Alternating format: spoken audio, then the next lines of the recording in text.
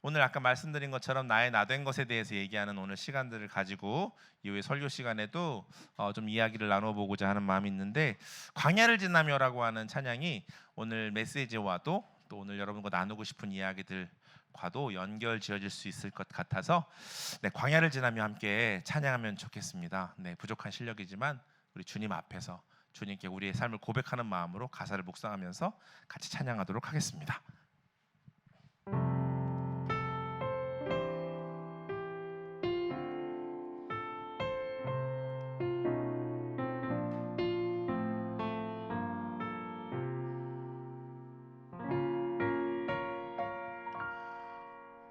왜 나를 깊은 어둠 속에 홀로 두시는지, 어두운 밤은 왜 그리 길었는지, 나를 고독하게 나를 낮아지게 세상 어디도 기댈 곳이 없게 하셨네.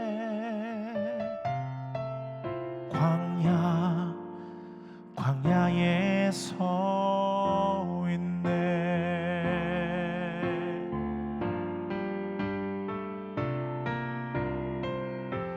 주님만 내 도움이 되시고 주님만 내 빛이 되시는, 주님만 내 친구 되시는 광야. 주님 손 놓고는 단 하루도 살 수 없는 곳,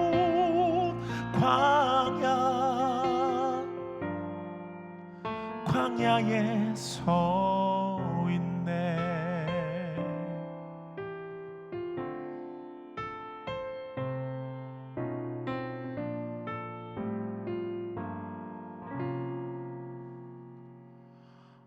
왜 나를 깊은 어둠 속에 홀로 두시는지, 어두운 밤은 왜 그리 길었는지, 나를 고독하게 나를 낮아지게 세상 어디도 기댈 곳이 없게 하셨네.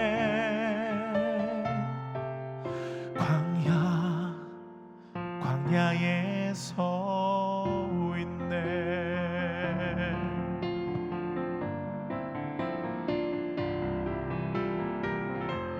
주님만 내 도움이 되시고 주님만 내 빛이 되시는, 주님만 내 친구 되시는 광야. 주님 손 놓고는 단 하루도 살 수 없는 곳, 광야.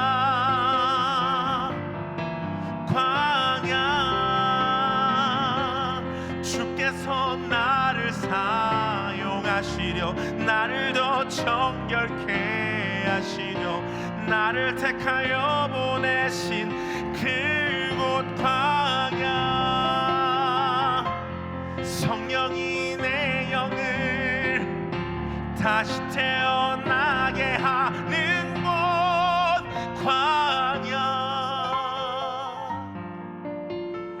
광야에 서 있네.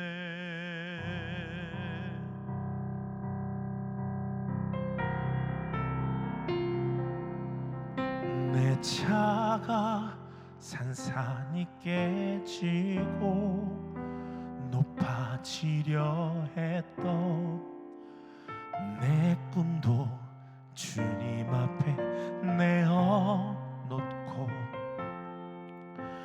오직 주님 뜻만 이루어지기를, 나를 통해 주님만 드러나시기를.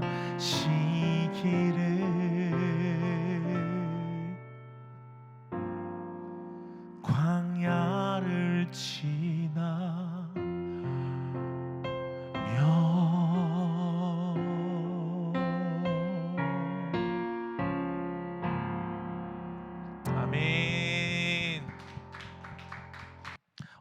괜찮으셨을까요? 저희 아내가 자꾸 왜 무대 올라가서 노래 부르냐고 뭐라고 할 때가 있습니다. 춤추는 사람이. 그런데 찬양은 호흡 있는 자마다 주님을 찬양하라고 말씀하신 말씀처럼 목소리로도 성대로도 우리의 그 각 기관 우리의 육체 우리의 골수마저도 주님이 찬양받기 합당하신 분이기 때문에 우리는 춤추어야 하고 노래해야 한다고 생각을 합니다. 저의 춤은 한 번도 힙합을 했지만 장르라고 생각해 본 적이 없습니다. 하나님 앞에 내가 드릴 수 있는 최선의 고백이라고 생각하고 20여 년을 해왔다고 느끼기 때문에 요즘 이제 계속 춤추고 찬양하는 분들도 많이 있는데 기회가 되면 그런 분들에게 꼭 이렇게 뭐 강의까지는 아니지만 이야기해주고 싶은 것들이 참 많습니다. 우리가 예배하는 모습과 목적이 사람들에게 비춰졌을 때보다 사람들에게 비춰지지 않았을 때 모습이 귀하고 나의 믿음의 결단이 어떤 장르를 잘 소화하는 데 있지 않고 내 속에 있는 것들로부터 그렇게 사람들이 원하는 요구가 아니라 하나님이 기뻐하시는 일들에 대한 찬양의 그 핵심 가치를 잘 우리가 표현해내는 것이 월십이었으면 좋겠다라는 이야기들이 할 기회가 있으면 좋겠다는 마음으로 저도 이제 종종 강의 준비를 하고 있는데 우리 모두의 마음이 그리했으면 좋겠습니다. 날마다 하나님 앞에서 잘하려고 애쓰는 게 아니라 할 수 있음에 감사하면서 내 삶의 진정성을 드리는 그 고백의 삶이 우리 모두에게 있었으면 좋겠습니다. 네, 오늘 말씀을 할 기회가 주어져서 뭐 제 스타일에 맞게 뭐 기존의 목사님들과는 좀 다른 성향의 목사다 보니까 좀 더 자유롭게 여러분들과 함께 말씀을 나누어 보도록 하겠습니다. 본문 말씀 같이 한번 읽어보면 어떨까 싶은데요. 마태복음 28장 16절에서 20절까지 말씀입니다. 마태복음 28장 16절에서 20절 말씀.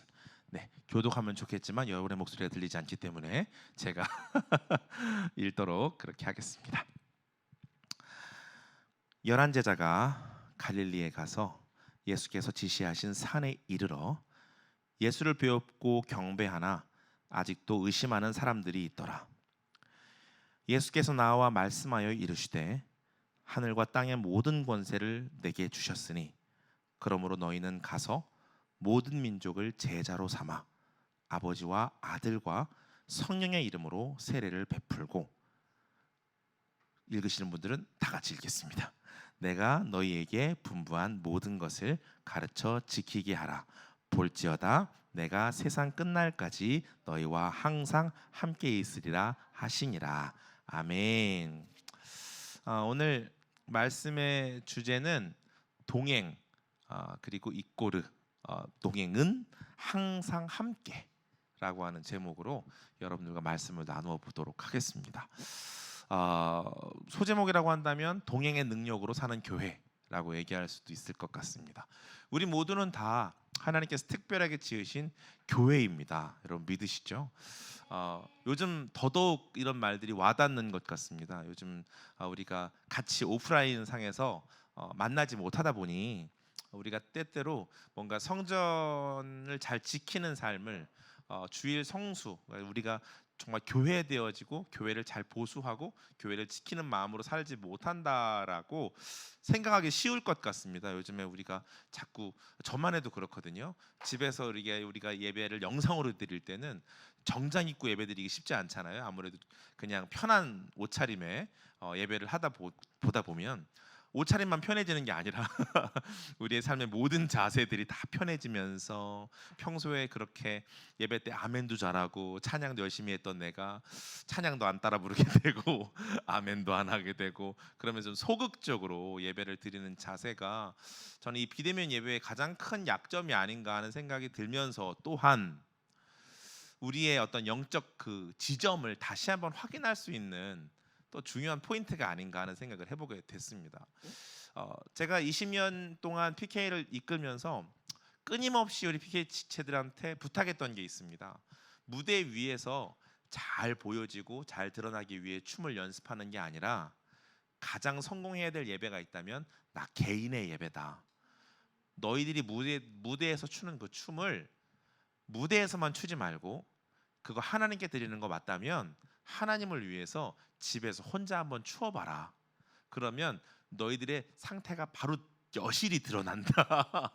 우리가 하나님을 위해 한다고 하지만 사람들 앞에서는 최선을 다하는데 혹 내가 혼자 있어서 최선을 다하지 못하는 모습이 있다면, 이거 약간 좀 극적으로 표현한 거기도 하지만 우리의 영적 노선이 뭔가 문제가 있다고 생각할 수 있다. 왜냐하면 우리는 교회이고, 그 우리가 교회라는 얘기와 생각들은 결국 성전으로서의 교회가 그렇게 우리의 예배당에서만 국한되는 것이 아니라 우리의 가정에서도, 우리 개인의 신앙 생활에서도 연결되어진다면 오늘의 예배를 성공하기 위해 우리는 비대면한 그 상황 가운데 전심으로 예배해야 할 것이다 라고 설명할 때가 참 많습니다. 그래서 어메이징 그레이스를 사람들 앞에서만 하지 말고 열심히 주님 앞에서 혼자 나 같은 혼자 막 찬양하면서 울부짖을 수 있다면 넌 진짜 예배자다, 그렇게 얘기하게 될 때가 많이 있습니다. 교회로서 살아간다는 시간들이 우리에게 어떤 지점을 가지고 있었는지 요즘 많이 생각해 보게 된다고 말씀을 드렸습니다. 또한 많은 분들이 걱정하십니다. 이 한국 교회가 이러다가 더 어려워지는 건 아닐까? 우리 교회가 이러다가 이 교인들이 다 빠져나가는 건 아닐까? 그런 생각. 또 특별히 나 개인으로도 봐도 예배 생활을 잘 못하다 보니까, 그죠? 일상에서 자꾸 이렇게 우리끼리니까 좀 편하게 얘기하겠습니다. 영빨이 자꾸 소진되는 걸 느끼잖아요. 뭔가 세상 살아가면서 안 내도 될 화도 더 내게 되고 뭔가 내가 영성 관리가 잘 안 된다는 느낌들을 받게 되다 보니까 이렇게 개인 생활에도 어려움을 겪게 되는 일들, 그러다 보면 우리 안에 어떤 마음이 훅 찾아올까요? 두려운 마음이 찾아옵니다. 나 정말 잘 하고 있는 걸까? 나 잘 가고 있는 걸까? 하는 어떤 그런 두려운 마음들. 우리 각자가 다 가지고 있는 두려움들이 있을 겁니다. 그런데 동행을 주제로 삼고 왜 두려움을 말하냐면, 결국 이 두려움의 문제가 내가 누군가에게 존속되고 결국은 누군가에게 의지하고 누군가의 관계를 맺었느냐에 따라서 인생은 외롭지도 않고 두렵지도 않게 되기 때문에 그렇습니다. 어떤 인생도 개인 홀로 두려움을 이길 방법을 가지고 있는 인생들은 많지 않습니다. 개인 홀로 외로움을 극복할 수 있는 인생들 또한 그닥 많지 않은 겁니다. 우리는 때때로 홀로 되길 원할 때도 있지만 사람은 누구에게나 의지하게 되어지는 존재입니다. 내가 의존하고 있든가, 내가 의지하고 있든가, 아니면 내가 나에 대해서 잘 알고 있는 그 어떤 한 사람으로 말미암아 내가 살아갈 이유를 찾기도 하는 어떤 그런 존재가 우리의 모습 가운데 있다라는 것이죠. 그런데 이 두려움의 문제를 잘 해결하는 것, 결국 누군가와의 동행이 우리 인생의 두려움의 문제를 해결할 수 있지 않을까라고 하는 명제와 연결된다면, 여러분 주님과 여러분 동행하고 있냐고 하는 부분들을 한번 질문해 보고 싶은 것이죠. 여러분 요즘 두렵다고 느낀다면, 요즘 내가 외롭다고 느낀다면, 내가 두려움에 대해서 어려움의 감정들을 느끼고 있다면 우리의 신앙생활의 노선을 좀 살펴볼 필요가 있습니다. 우리가 예수님 믿고 있다고 얘기하고 교회라고 말하지만 때때로 우리가 오해되거나 우리가 어려운 부분들에 대한 지점이 있죠. 뭐냐면 나 교회라는 건 알지만 내가 구원받았다라는 것도 알지만 내가 정말 구원을 받았는지 구원을 받고 있는 건지 헷갈릴 때가 참 많이 있죠. 구원받았다고 믿지만 결국 또 내 마음 가운데 찾아오는 여러 가지 그런 불신이나 두려움이나 외로움의 어떤 영역들을 또 한 번 내 삶 가운데 확인할 때 나 진짜 믿고 있는 걸까? 나 진짜 구원받음의 확신이 있는 걸까? 하는 생각들에 대한 어려움들이 있죠. 오늘의 말씀의 결론을 미리 드리겠습니다. 여러분, 주님께서 말씀하십니다. 내가 너희와 함께 하겠다. 그런데 너희와 동행하겠다고 말씀하시면서 어떻게 이 말씀을 주고 계십니까? 너희와 항상 함께 하겠다가 주님께서 우리와 동행을 약속하시는 지점이라는 것을 잊지 않았으면 좋겠습니다. 주님을 안다고 말하고 주님 나와 동행한다고 말하지만 우리가 종종 잊어버리고 있는 지점이 이 지점은 아닐까 하는 생각이죠. 항상 함께 있다라고 하시는 거. 우리와 늘 항상 함께, always는 forever와 연결되는 것 아니겠어요? 언제나라고 하는 것은 영원히와 맞닿아 있는 것입니다.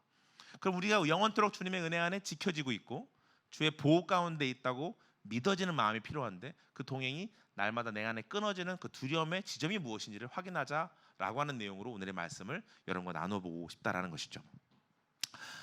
여러분, 영화 명량이라고 있습니다. 여러분, 그 영화 되게 많은 영화 1000만 관객이 들어갔죠. 굉장히 많은 분들이 영화를 보셨으니까 아마 아실 텐데,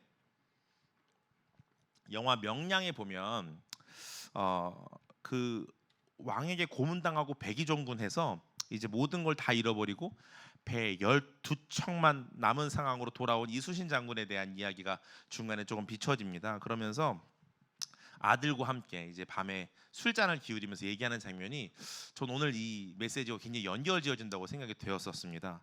이렇게 얘기해요. 이순신 장군이 자기 아들한테 이렇게 얘기해요. 들리느냐? 나는 저 소리가 칠천량에서 죽은 자들의 곡소리로 들린다. 그 울돌목, 그 우는 바다와 같은 소리를 그렇게 표현을 했어요. 그때 이순신 장군의 아들이 그의 두려움에 대해서 이렇게 질문합니다. 아버님, 정말 아버님의 대안은 저 망가진 12척의 배, 이순신 거북선 하나밖에, 저거 하나밖에 대안이 없는 것입니까? 저것이 대안인 겁니까 정말? 모두가 다 반대했으니까. 그때 이순신 장군이 이렇게 대답을 하죠. 그런데 아들아, 거북선이 문제가 아니라 진짜 우리 조선 땅의 문제는 이미 독버섯처럼 퍼져버린 두려움이 가장 큰 문제다 라고 얘기를 해요. 일본과 싸우는 데 있어서 가장 큰 문제는 12척의 배가 아니라 두려움이 가장 큰 문제라고. 그러면서 아들이 되묻습니다. 그러면 아버지, 극복할 방안이 있겠습니까? 극복할 수 없다면 어떻게 해야 합니까? 라고 말할 때 이순신 장군이 이렇게 대답하시죠. 이게 굉장히 명쾌했어요. 두려움을 이용할 수는 있을 것이다. 만약 그 두려움을 용기로 바꿀 수만 있다면 말이다. 전 굉장히 마음 가운데 큰 감동이 됐어요. 그러면서 이 말조차도 아들은 이해가 되지 않아서 근데 어떻게 두려움에 빠진 그들에게 그런 용기로 그 두려움을 바꿀 수 있겠습니까? 이게 어떻게 가능하겠습니까? 라고 묻는 질문이 오늘 메시지와 예수님의 얘기와 굉장히 답이 일치한다고 생각했어요. 이순신 장군 이렇게 얘기합니다. 죽어야겠지 내가. 저는 이순신 장군이 죽어야겠지 내가라고 하는 그 메시지야말로 결국 죽으면 죽으리다라고 했던 그의 결단이야말로 그 이미 두려움에 빠져있던 이 그 조선의 많은 사람들에게 새로운 용기, 내가 죽어도 좋겠다라고 하는 그 용기로 그 삶이 전환되는데 큰 힘이 됐으리라고 생각이 되어집니다. 우리 인생 가운데 두려움의 문제를 해결할 방법은 오직 그리스도의 피밖에는 없다라는 걸 우리 너무나 잘 알고 있습니다. 우리의 힘과 능력으로는 이 두려움을 극복할 방안이 없습니다. 그렇기 때문에 이순신 장군이 얘기한 것처럼 주님도 우리에게 말씀하신 것이죠. 죽어야겠지 내가. 인간의 몸으로서 너희들이 겪고 있는 모든 두려움을 함께 겪으며 내가 그 길을 먼저 가야겠지. 그러면 나와 함께 그 길을 갈 동지들을 만나게 되겠지라고 얘기하신 것이죠. 오늘의 본문이 사실 굉장히 여러분 어떻게 느끼시는지 모르지만 아이러니한 본문을 가지고 있습니다. 왜냐하면 예수님이 부활하신 장면입니다. 어떠세요 여러분? 예수님이 부활하셨어요. 그러면 아마 이 두려움은 끝나야 할 겁니다. 예수님이 눈앞에 보여지니까 예수님을 보고 있고 또한 예수님께 경배하고 있습니다. 예수님을 예배하고 있는 입장 가운데 있다라는 것이죠. 근데 오늘 본문 17절에 보니까 이렇게 얘기를 해요. 예수를 배웁고 경배하나 아직도 의심하는 자들이 있더라. 우리로 얘기한다면 주님을 예배하고 있고 예배 가운데 교회 가운데 오늘도 다시 주님을 만나고 있는 주님을 대면하는 자리 가운데 있음에도 아직도 내 마음 가운데 두려움이 있을 수 있다라는 얘기죠. 근데 그 이유가 우리가 잘 알고 있듯이 명확한 부분이 있습니다. 예수님이 오셨지만 이스라엘 사람들, 특별히 제자들 가운데 두려움이 있습니다. 바로 로마라고 하는, 또한 그 당시 배척받고 있는, 이미 그 12제자와 예수님에 대해서 계속적으로 밀어내고 있는 그들에 대한 안티 세력들, 그들로 말미암아 세상은 너무나 무섭고 크기만 한 겁니다. 예수님이 오셨지만 예수님을 경배도 하고 찬양도 하고 예배도 하지만 아직도 내 마음 가운데 있는 그 두려움은 끊어내기가 어려운 겁니다. 더욱이 예수님을 만났지만 아직도 이게 꿈인지 생신지 좀 분간이 잘 안 돼요. 예수님 오셨고 내 눈으로 배우고 있지만 얼떨떨한 겁니다. 돌아가신 지 얼마 안 됐으니까. 다시 부활하셨고요.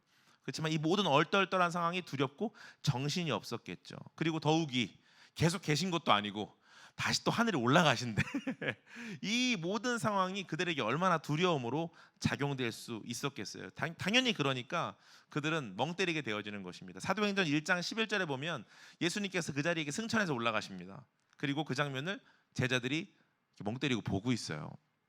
이게 한번 제가 영화처럼 그 필름을 연상해서 생각을 해봤습니다. 1장 11절에 보면 천사들이 이런 말을 해요. 사도행전 1장 11절에 이르시되 갈릴리 사람들아 어찌하여 서서 하늘을 쳐다보느냐. 너희 가운데 하늘로 올려지신 이 예수는 하늘로 가심을 본 그대로 오시리라 하였느니라. 이렇게 얘기해요.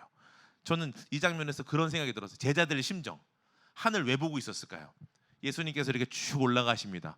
여러분들 뭐 좋아하는 영화로 생각한다면 아이언맨처럼 이렇게 슈퍼맨처럼 하늘로 쑥 올라갔다고 생각해 봅시다. 그러면 하늘을 보고 있는 거 이해가 되지만 왜 멍 때리고 보고 있었을까요? 두려움 때문 아니었을까요? 내가 어떻게 예수님이 없는 이 상황 가운데 제자로 살아갈 수 있을까? 예수님은 자신을 찢어 매달으시면서 이 땅 가운데 당신의 제자를 만들기 위해 이 땅에 교회를 세우셨고, 당신께서 인간의 몸으로서 사람들을 어떻게 사랑하시는지, 어떻게 구원받은 백성들이 살아갈지에 대해서 말씀하셨지만, 동행이 너무나도 두렵고 어려운 마음이 있는 건 어쩔 수 없을 것입니다. 그러나 그럼에도 불구하고 주님은 말씀하십니다. 하늘을 바라보라고. 여러분의 인생 속에서 내가 너와 항상 함께 있을 것이기 때문에 너는 나를 바라보고 살라고 말씀하시는 그 대목이, 전 이 대목에서 중요한 포인트가 있다고 생각해요. 쳐다보느냐, 바라보느냐. 여러분, 멍 때리고 바라보지 말고 주님을 쳐다보는 것이 아닌 바라는 삶으로 살아가는 일들이, 여러분 이 코로나의 모든 시기를 겪고 이겨내는 힘이 여러분의 삶 가운데 있으시기를 예수 그리스도 여러분 축복합니다. 동행할 수 있는 방법에 대해서 한 2가지 정도를 제안하고 오늘의 말씀을 마무리해보고 싶은 마음이 있습니다. 동행하려면 어떻게 해야 될까요? 분명히 그분과 동행하면 두려움이 끝날 것입니다. 그분과 동행하면 그렇게 수많은 왜구들이 몰려드는 상황 가운데 있다 할지라도 12척의 배로 능히 이길 수 있는 힘이 분명히 가능할 것입니다. 주님이 우리와 동행하신다는 걸 믿는다면, 아멘이시죠? 주님이 우리와 동행하는 걸 믿는다라면 분명히 그 일들이 가능할 것입니다. 그렇기 때문에 중요한 것이 있는데, 그것이 바로 동행에 순종하는 것이 최고의 능력이다라는 것을 아는 것이다라는 것입니다. 여러분, 하나님께서 여러분들과 동행하시겠다, 항상 함께 있겠다라고 말씀하신 것 믿으시겠습니까? 그렇다면 경배하지만 의심하는 자리에서 떠나시기를 축복합니다. 경배한다면 그 말씀을 믿어야 하는 것이고, 그 믿음을 믿고 바라기 시작한다는 것은 그 말씀에 순종하는 것이 최고의 능력이 된다는 그 가치관으로부터 나오는 것이 아니겠습니까? 믿으십시오. 주님과 동행하는 것이 여러분들에게 최고의 능력이 될 수 있다라는 사실입니다. 에릭 리들이라고 하는 운동선수는 늘 하늘을 보고 뛰었다고 합니다. 이게 얼마나 우스운 일일까요? 왜냐하면 100m 달리기 선수, 여러분들도 아시겠지만 지금도 그 쫄쫄이 타이 같은 거 입잖아요. 공기 역학 같은 거 이렇게 만들어서 어떻게 하면 0.0001초라도 좀 줄여보려고 하는 요량으로, 그렇게 100m 달리기 선수들은 최고의 극한의 빠르기를 가지기 위해서 애를 쓰는데, 그 당시 가장 빨랐던 그 4회 런던 올림픽에 참여했던 에릭 리들이라고 하는 선수는 지금으로 말하면 우사인 볼트처럼 세상에서 가장 빠른 선수였는데, 그는 늘 하늘을 보고 뛰었대요. 그래서 예전에 불의 전차라고 하는 영화에 봐도 이러고 뛰는 장면이 정말 실제로 나오죠. 하늘을 보고 그는 뛰었습니다. 이거는 공기를 그냥 그 저항을 다 받아내는 일이고, 사실 과학적으로나 세상적인 어떤 스포츠 과학적인 어떤 상황으로 본다면 불가능하고 그렇게 하면 안 되는, 운동선수라면 그러면 안 되는 일들이었겠지만 그는 결정한 것이 있었겠죠. 주님을 바라는 삶, 하나님을 바라고 주님을 자기 삶 가운데 주인으로 모시는 동행의 삶이 그 가운데 있을 때, 누구도 예상하지 못했던 금메달을 그는 그의 손에, 그의 목에 걸게 되어지는 것입니다. 무엇 때문에? 하나님이 나와 함께 하신다라는 거. 언제까지? 항상 함께 하신다는 믿음을 가지고 뛰었을 때 그는 세계 최고의 올림픽 국가대표가 될 수 있었다라는 사실입니다. 그 순종으로부터 나왔던 일들 우리가 잘 기억하고 있는 것이 있죠. 성경에 나오는 것 가운데 무엇이 있습니까? 가장 대표적인 사건이 저는 여리고 성의 사건이 아닌가 하는 생각이 듭니다. 이 12척의 배 사건과 굉장히 닮아 있는 사건이죠. 명량에서의 12척의 배처럼 이스라엘 백성들이 한 일이라고는 그렇게 7바퀴를 돌고 7일 동안 돌면서 그저 소리치는 것이 전부입니다. 침묵했던 게 전부입니다. 마지막 날 소리치고 그렇게 성이 무너진 것들을 우리는 다 기억하고 있습니다. 그런데 그 7일 동안 도는 그 침묵 가운데 무엇이 필요했을까요, 여러분? 저는 믿고 판단하기로 분명히 주님이 우리와 항상 함께 하신다는 믿음이 없었다면, 그 전제 없이는 저는 그 7이라고 하는 시간이 정말 지옥 같았을 거라고 생각이 듭니다. 적군이 앞에 있고요. 두려움이 엄습합니다. 눈으로 보여지기에는 불가능한 싸움입니다. 근데 그 싸움을 이기기 위해서 내가 다른 노력을 하지 않고 나의 노력을 끊고 나의 노력과 나의 모든 생각을 절단하고 나를 죽이고 주님의 이끄시는 말씀과 방향대로만 움직인다라는 것은 정말 주님이 우리와 항상 함께한다라는 믿음이 없이는 불가능한 일이 아니었을까. 그러나 그 불가능한 일을 12척의 배도 없던 이스라엘 백성들은 이루어냅니다. 제가 강화도에 사는데요. 뭐 여러분 사자후 이런 거 들어봤습니까? 저는 절대로 그런 걸 믿지 않습니다. 소리 지른다고 벽이 무너지고 이런 건 과학적으로도 불가능한 일이고 사실 더 큰 걸로 따진다면 예전에 제가 강화도 살 때 북한에서 더 큰 소리를 많이 이렇게 스피커로 해가지고 저희한테 내보내주곤 했었어요. 위대한 뭐 그런 거 있잖아요. 그렇게 해서도 뭐 하나 무너진 게 없었어요. 더 큰 스피커에 더 큰 웅장한 소리를 했다 할지라도 벽이 무너진다라는 것은 인간적인 생각으로도 될 수 없는 일이죠. 그럼 그 6일 동안 어떻겠냐는 겁니다. 6일 동안 자기의 판단으로 본다면 여리고는 절대로 무너질 수 없는 난공불락인 것이죠. 그러나 순종했을 때 그의 순종 가운데 결국 기적은 일어났고 기적을 믿음으로 취했을 때 이스라엘은 여리고를 함락하게 됩니다. 그렇지만 그 함락 뒤에 우리가 다시 우리 마음과 삶 가운데 깨닫는 교훈이 있죠. 바로 아이성의 전투죠. 하나님의 뜻대로 따르지 않았을 때 훨씬 더 압도적인 우위를 가지고 있었고 훨씬 더 많은 것을 지니고 있고 충분히 이길 수 있는 대적이었음에도 불구하고 그의 말에 순종하지 않았을 때 우리가 알게 된 패배를 우리는 구약의 백성들의 삶을 통해서 충분히 볼 수 있다라는 사실입니다. 주님께 순종하는 자의 삶이 우리 가운데 어떤 의미를 가지는가? 결국 무언가를 꿈꾸는 것, 내가 어떤 것을 하겠다라는 결단보다 그 꿈이 주님을 위한 것이고 내가 주님의 동행을 이루어가는 삶이 내 삶 가운데 존재한다면 반드시 주님은 나와 항상 함께 하실 거기 때문에 내 뜻, 내 계획, 내 때에 맞지 않는다 할지라도 묵묵히 그 길을 걸어가는 삶이 지금의 코로나의 상황 가운데 있는 것 같이 눈에 보이는 것이 없다 할지라도 묵묵히 6바퀴를 도는 심정으로 오늘을 우리가 살아간다면 전 반드시 그 동행이 이꼬르 항상 함께의 기적으로 나타나게 될 줄로 믿습니다. 두 번째로는 하나님이 우리와 늘 동행하신다는 걸 믿어야 한다는 것입니다. 이 동행이야말로 세상 가운데 여러분들은 꼭 기적 같은 고백과 간증을 듣게 될 힘이 나타날 것입니다. 주님은 우리와 함께 하십니다. 그리고 우리 나라와 함께 하시고 우리와 언제까지나 동행하실 것입니다. 근데 이 동행을 이루기 위해서 우리가 깨달아야 될 것은 바로 그런 것이죠. 어디까지 주님이 허락하시면 여러분 실망하지 않으실 수 있을까요? 지금 제 주변에 있는 사람들 가운데에서도 지금 많이 어렵습니다. 자기가 지금 하고 있는 일을 포기해야 된다고 느끼는 사람들 또한 있고 그 절망을 전 다 알지 못하지만 생각보다 깊은 절망일 것 같습니다. 오랜 세월 사역을 하던 분들도 있고 아니면 뭐 다른 업종에 종사하시던 분들도 그 일을 이 코로나 때문에 내려놔야 된다고 생각할 때 그 마음이 굉장히 괴로울 것 같다는 느낌을 받습니다. 그런데 사실 저는 요즘 상황 가운데 많이 생각나는 인물 중에 하나가 다니엘이라고 하는 사람입니다. 여러분, 다니엘. 여러분, 다니엘이 여러분들에게 어떤 의미를 주시나요? 다니엘서의 역사를 보면 우리가 잘 알다시피 이스라엘 가운데 가장 큰 위기와 어려움을 겪었던 시기입니다. 바벨론에서부터 메데, 바사, 페르시아 그리고 또 로마, 예수님의 초림까지 기록된 역사가 다니엘서 안에 있는데 바벨론과 페르시아에게 아수르와 바벨론에게 그렇게 이스라엘은 멸망당하게 되어지고 결국 그 멸망당한 이스라엘 가운데에서도 가장 귀족이거나 가장 풍채가 좋은 사람들만 노예로 끌려가서 그들이 환관이 되거나 그들의 노예가 됐던 시간들을 여러분들은 구약의 말씀을 통해 기억하실 겁니다. 그 중에 다니엘이라는 사람이 있었습니다. 다니엘이라고 하는 사람의 인생이 요즘 코로나처럼 정말 극단적으로 더 어려운 상황 가운데 있는 모습은 아니었을까 하는 생각은 이런 겁니다. 가족들이 많이 죽었습니다. 나라가 없어졌습니다. 그리고 환관이 되었습니다. 여러분 그 지점이라면 여기 뭐 영상 보시는 분들 중에 남자분들이 있으실 텐데 환관이라면 내시를 말하는 거죠. 나라를 잃어버리고 가족들이 죽었고 남자로서의 역할을 하지 못하는 그런 상황 가운데 그래서 역사적으로 보면 다니엘의 후손이 기록되어 있지 않습니다.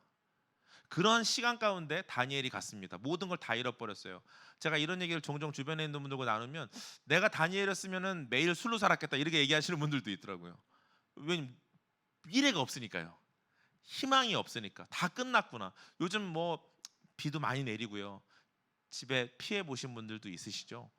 뭐 극단적인 상황이 몰렸다고 생각하는 마음이 있을 수도 있을 것 같아요. 뭐 지금 모든 게 다 일도 안 되고 코로나도 왔고 막 재난에 여러 가지 문제. 정말 우리가 어떻게 살아가야 될까를 고민하고 있는 그런 문제가 전 다니엘에게도 있지 않았겠나 그런 생각들을 해보게 되거든요. 다니엘은 굉장히 어려웠을 것입니다. 모든 게 다 끝난 것처럼 느꼈을지도 모릅니다. 그러나 그 어려운 상황 가운데 다니엘이 했던 결정을 보십시오. 우리가 동행을 배워야 한다면 이 다니엘의 동행을 배워야 하지 않을까요? 그는 하루 오전 저녁까지 그의 일생 가운데 주님과 날마다 항상 함께 동행하는 것을 잊지 않았습니다. 주님과 동행하는 삶을 살았습니다. 예배했습니다. 경배했고 주님을 바라보는 인생으로 그의 삶을 채워갔습니다. 아마 저의 입장이었으면 다 포기하고 싶었을 것 같아요. 가족도 죽었고 돌아가야 될 집도 없고 나라가 망했고 모든 것이 끝났다고 느낄 때, 그러나 다니엘은 알았던 것입니다. 무엇을요? 나라의 하나님이 아니라는 사실을 알았던 것입니다. 하나님은 나의 하나님. 하나님의 나라는 영적인 이스라엘이라고도 신학에 표현되지만 하나님의 나라는 이스라엘만이 아니라 이스라엘 안에 있는 한 사람 한 사람을 하나님의 나라라고 표현했다는 것을 다니엘은 알았을 것입니다. 그럼 어떤 해석이 가능했을까요? 이스라엘은 망하지 않은 거예요. 왜요? 자기가 있으니까.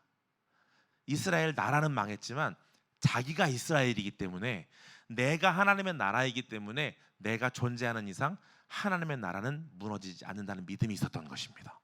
그 고백으로 날마다 주님 앞에 섰겠죠. 그 고백으로 날마다 기도의 자리, 예배의 자리로 나아갔겠죠. 그러니 주변에서 말하는 수많은 얘기들이 들리지 않고 그 굳건한 믿음과 신앙을 지킬 수 있었을 것입니다. 그렇기 때문에 그러므로부터 비롯되어지는 다니엘서의 아름다운 기록들을 한번 나눠 보고자 하는 것이 오늘의 말씀의 결론인데요. 다니엘서의 1장부터 12장까지의 메시지는 아주 기가 막힌 얘기들이 많이 담겨 있습니다. 1장에 보니까 이런 얘기가 있어요. 우상의 제물을 먹지 않겠다고 다니엘이 작정을 합니다. 그 당시 먹었던 기름진 음식들은 다 우상의 제물로 바쳤던 음식이었기 때문에 환관장은 와서 얘기합니다. 네가 기름진 음식을 먹어야 네가 환관으로서 역할도 잘하고 네가 얼굴에 기름지고 윤택도 놔줘야 내가 내 역할을 해서 내가 면책을 받지 않고 내가 꾸중을 듣지 않을 텐데, 네가 먹지 않으면 나중에 내 역할이 어떻게 되겠냐. 안 된다. 넌 먹어야 된다라고 말할 때 다니엘은 얘기하죠. 그 마음 가운데 아마 심중 가운데 그렇게 하지 않았겠어요?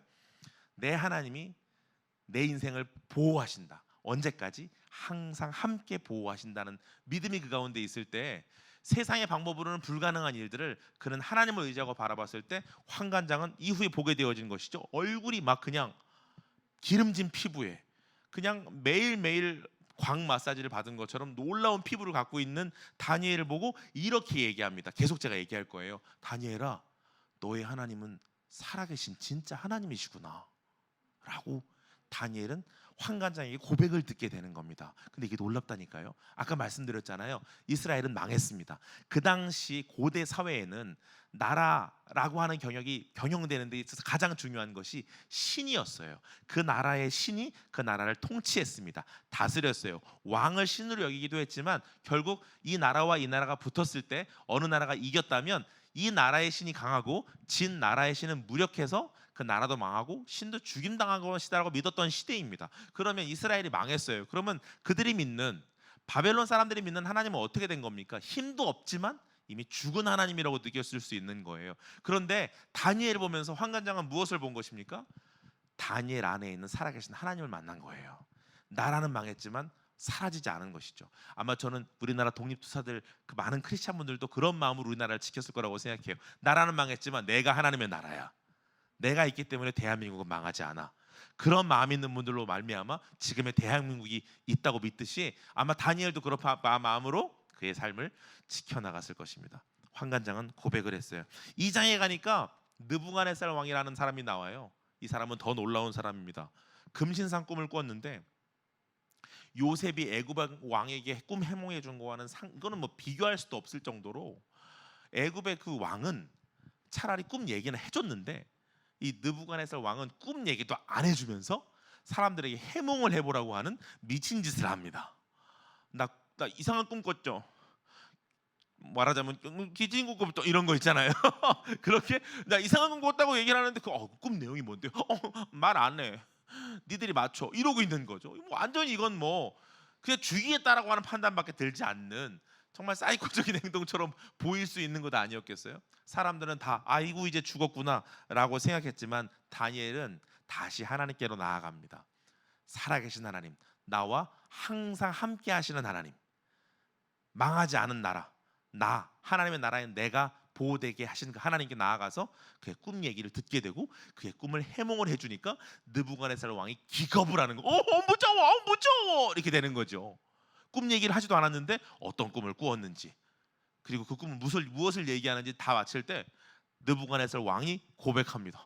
너무 무섭다. 너의 하나님은 진짜 하나님이야 라고 바벨론의 왕에게 고백시키고 있는 거예요. 이게 다니엘서의 기가 막힌 주님과 동행하면서 얻게 될 놀라운 기적의 메시지들입니다. 3장에 보니까 또 그렇게 계속 얘기하죠. 무릎까지 막 꿇어요. 나중에 다니엘에게 정말 놀랍다, 너의 신이 진짜 신이다라고 얘기했지만 결국 금신상검을 꾸었고 그 금신상을 만들면 안 되는데 만들어 놓고 사람들에게 절을 하게 했습니다. 그런데 그걸 절하지 않아야 되겠다 결단했던 다니엘과 세 친구들은 절하지 않았고 결국 풀무불에 들어가죠. 빨리빨리 얘기해야 되겠네, 시간이 없어가지고. 그렇게 풀무불에 들어가게 된 상황이었는데 3명이었는데 3명이 아니었어요. 4명이 됐어요. 4명을 보고 그 왕이 어머나 왜 4명이니, 3명 들어갔는데 가까이 가보니까 가까이 간 사람 다 죽었어요. 그렇게 되면서 어떻게 된 거야, 나와봐 했더니 3명이 나와요. 놀란 왕이 가슴을 쓸어 안으며 얘기합니다. 너의 하나님이 진짜 하나님이구나. 그렇게 계속 이어져 얘기하게 됩니다. 그리고 후에 결국 바벨론이 망하게 됩니다. 바벨론이 망하고 페르시아가 등장하게 되어지는 거예요. 그럼 여러분 생각해 보십시오. 페르시아가 등장했으면 페르시아의 총리는 누가 돼야 될까요? 그 독립을 이끈 사람이 돼야 되겠죠. 근데 총리는 누가 됐죠? 다니엘이 총리가 돼요. 그럼 낙하산 승진 아니겠어요? 이 낙하산 승진을 보면서 주변 사람들, 특별히 페르시아에 있던 사람들의 마음은 어찌했을까요? 아주 그냥 오장육부가 뒤틀리는 거죠. 너무 화가 나는 거 아니었겠어요?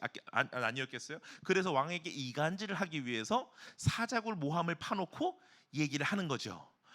왕이시여, 정말 왕은 정말 최고의 신이시여, 샤샤샤 이러면서 막 왕을 막 칭송하고 막 높여드리고 이러면서 왕한테 절하지 않는 사람들은 다 죽여야 되지 않겠습니까? 사자굴에 넣어야 되지 않겠습니까? 또 왕이 기분이 좋아요. 자기를 높여주니까 그렇지, 나 안 높이는 것들은 죽여버려야지, 이런 마음을 가지고 있는데 그때 쓱 꺼낸 카드, 다니엘이 그렇습니다. 그래서 그렇게 신임했던 다니엘을 사자굴에 넣을 수밖에 없는 왕은요, 매일 밤 울었다고, 그날 밤 계속 울었다고 해요. 우리 다니엘, 내가 사랑하는 다니엘 혹시라도 죽게 될까봐 밤잠을 자지 못했습니다. 그리고 그 다음 날이 되었을 때 사자굴로 울며 뛰어갔던 왕이 발견한 다니엘은 사자들과 함께 이런 노래를 부르고 있었습니다. 사자들이 어린 양과 뛰놀고 어린이도 함께 파리피포를 하고 있었어요. 그렇게 사자굴에서 놀라운 파리의 현장을 봤던 그 왕은 그 모함했던 사람을 집어넣었을 때 바로 사자밥이 되어지는 놀라운 광경을 목격을 하게 됩니다. 그게 다니엘서의 내용이에요. 어떻게 축약된다고요? 너의 하나님이 진짜 하나님이구나. 성령을 여러분 믿으신다면, 우리 마음 가운데 지금 정말 존재해야 될 것이 있다면 주님이 나와 항상 동행하고 계시다는 그 믿음 속에서 우리의 삶을 바라보는 것이 그 무엇보다 중요하다는 것을 잊지 않으셨으면 좋겠습니다. 내가 내시가 된다 할지라도, 내가 나라를 잃어버렸다 할지라도, 내 삶 가운데 소망을 완전히 잃어버린 그때를 만나게 된다 할지라도 우리 가운데 무엇이 끊어지지 않는다면 내가 너희와 항상 함께 있을 것이다.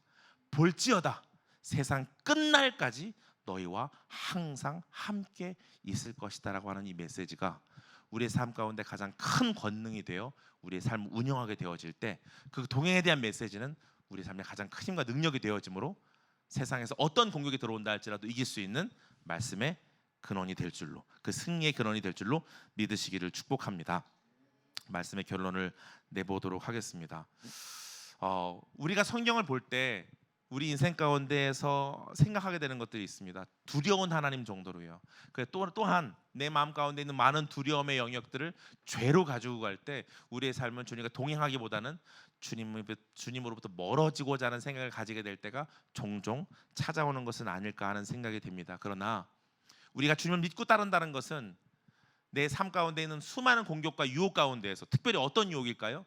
나를 두렵게 만드는 유혹, 나를 외롭게 만드는 유혹, 주님이 계시지 않은 것 같은 유혹, 나 혼자 돼서 모든 걸 견뎌야 할 것 같은 그 고통 가운데에서 아이성 전투 같이 잘못된 결론으로 우리의 삶의 방향을 이끌어 가려고 하는 수많은 사단의 공격 가운데 우리가 깨달아야 할 것은 오늘 이 말씀 가운데, 본문 가운데 있는 내용일 것입니다. 하늘과 땅의 모든 권세를 내게 주셨으니, 주님이 우리에게 권세 주신 것을 통해서 이 말씀의 권세, 자녀 삼아 주신 권세, 우리를 구원하시기 위해 십자가에 자신의 몸을 매달으신 그 하나님께서 허락하신 그 부활의 권세가 우리 가운데 있다라는 것을 믿고 주님을 경배하나 의심하는 자로 남지 말고, 주님을 경배하였다면 주님이 항상 함께가 동행이다라고 하는 메시지가 우리 인생 가운데 있는 것을 믿며 나아가는 복된 소망의 결실들이 여러분의 인생의 자리 가운데 광야 같은 현실이 눈앞에 있다 할지라도 주님만 나의 도움이 되시고 주님만 나의 힘이 되시는,